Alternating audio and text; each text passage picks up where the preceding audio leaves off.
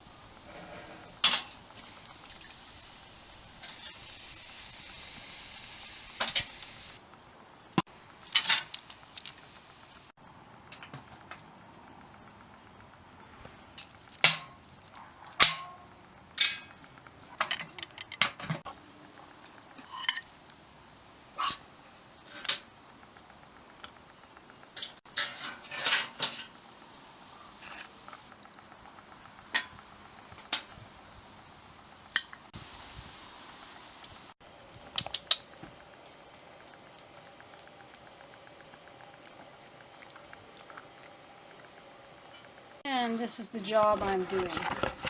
These are my wooden shoe slippers. My wooden shoe slippers. I've put felt insoles in them because one of the first things I noticed was that the thick foam broke down within the first week. Because they're really very cheap slippers. And then the bottoms of these things not only stain very quickly, but all they have is these little nubbies. And I just know that by Christmas, there's going to be a hole in the bottom. I'm using a thimble and 2 finger cots. These make things stickier so that I've got more pull. And then this, I'll put this here to give push. And thus I'm fighting and struggling. But I'm supposed to be inside working on a sewing project. I keep having hot flashes and I have to run outside to cool off. Yeah, tons of fun. It is now 7:15 in the evening. I guess I've been at it at least 7 hours. I'm pretty sure I started before lunch. And that's the first slipper. That's how far I've come on the first slipper. And it kind of looks like I'm going to have to trim this leather too. 9:30 at night, and I finally finished my footwear. So there you go. Two slippers. 1 pair of slippers. Leather stitched on the bottom. Alpaca felt insoles. These are now going to last more than 1 season. And they're going to be a lot more pleasant come winter. Sure took a long time. And we're blowing insulation, and we're just a little bit, we're this section up to here, and this wall is all we have left to blow. Dan's been experiencing a little bit of blowout. He was covered. We used a blow dryer and a clothing brush, and this is the setup on the outside. Hoses we don't need because it's not the attic. A cord that we don't need because we had one that's good enough for the distance. The device. a window so you can look in and see what's going on. A chair for the operator. The hopper into which the stuff is pushed. And the blade pulls the bag off and the stuff falls in and gets stirred up. There's a control panel, real simple, on off. The bags. You cut them in half and you put in a half at a time. It's simple enough for a homeowner. And we're blowing insulation in the walls of our bathroom. Although it's made for attics.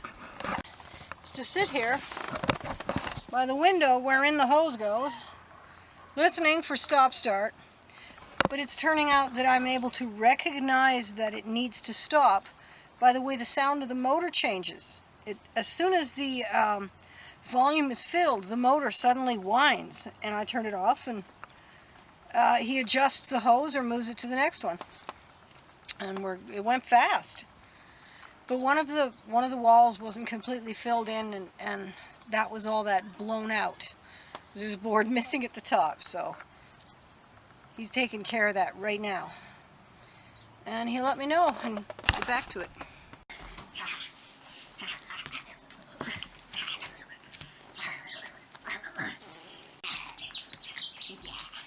You too warm? Now you want to play? What do you think? Want to play now? Want to play now? This is as deep as my voice goes. If I speak in an affected way, trying to speak in a very low voice, this is what I get. Now, if I try to project that voice, this is what I get. I sound angry. Hello, how are you? I'm having a great day. Yeah, I really need that testosterone. What you just witnessed was putting a skein of yarn onto a yarn swift and putting two skeins together to create a single ball of double yarn, which is center pull. That's right, you don't unwrap it, you pull it this way. That way this thing can sit in a tight space and it will just pull from the center until it gets pretty much out to here, and then it'll be done. Can we stop talking about wasting life? You know, where you look at someone and say, you're wasting your life. Or, you know, you get these motivational videos where they're like, stop wasting your life. Use these 5 tips to achieve success. You can't waste your life. We hear stories about people, oh, I'm in my 50s and I'm so unhappy and I didn't do this and I didn't do that. I wasted my life. No, you lived it. You may not have made the choices that you would have preferred to have made later on, you know. You know, hindsight is 20/20, and it's not a waste to live your life. And to make the wrong choices doesn't mean your life went to waste. You didn't waste it. There was nothing there to waste. Time isn't a thing. Time is a measurement that we use to help us organize our lessons and experiences. And your life is merely a passage through that phase. It's merely a series of experiences from which you learn things. And then you turn around and go, gee, if only I'd know then what I know now. Well, then what would have been the point of living? A life is not a waste. You're not here to achieve. You're here to experience. You're here to acquire the knowledge that you eventually hold up and say as proof that your life was not as well lived as it should have been. Yeah, we make choices, and sometimes there would have been a better choice we could have made if we'd have been a little more brave, or if we'd have had more support, or if we'd have had more resources, or if we'd been more ruthless with others. Lots of different choices we could have made. But every time you make a choice, you're doing the best job you can at that time. So while the bathroom is being renovated, this is how I'm keeping clean. Now, I haven't had to use that today. I use it when I'm doing it outside, and I thought maybe I might want to use it to top it up if it starts to cool off while I'm soaking, because I do like to take my time. I got my music queued up, and it's all my music, so it's okay for it to be in the background of my video. I have some smoked chicken, cucumber, and carrots with flavored water. And I've got all my shampoo needs except... forgot the shampoo and conditioner. Yeah, so my towels and everything are here. That's how I'm keeping clean. Sometimes I watch 2 videos at once. Well, neither one is particularly interesting right now, so I keep an eye on them and let them run while I do something else with myself. Look at all the rhubarb I bought. I grabbed the big bag because I had just finished all my canned rhubarb and was sad about it. And I thought, well, I'll can a lot more. And there was twice as much of this. I gave half this bag to Tom. She says to me, if you take it all, I'll give it to you half price. Yes! $1 a pound. And so today I'm going to chop it and look up the recipe again because I can't remember how I did it. And I'm going to make canned stewed rhubarb for... This will use up a lot of jars. I might even have to use bigger jars. The process is underway. I've got compost cut, ready to go into the pot, which is already about a third full. And there's some crystallized honey melting in with it. And there's more of these, and then that's the last of it to be done. Once it's all been cut down, then I can rest a little and feed the dog and get ready with evening chores and maybe find time to play my accordion. Hey, well, 4:30 in the afternoon. I've been at it since after lunch, but I got them all chopped.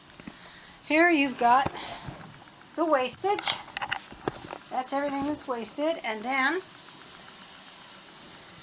this is how much I got out of it. So I'm going to stew it and add the honey, and I've got it turned on really low. I'm going to just low stew it. And once the honey melts, because as you see it's creamed, then I'll add that, and then I'm not sure. I don't think I'll get it canned today. Well, it's about 6 o'clock, and I've continued working on it.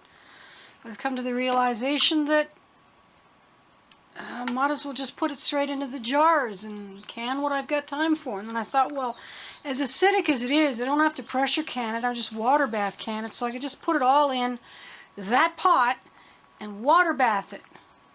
And this actually is what's taking up what little spare time that I have.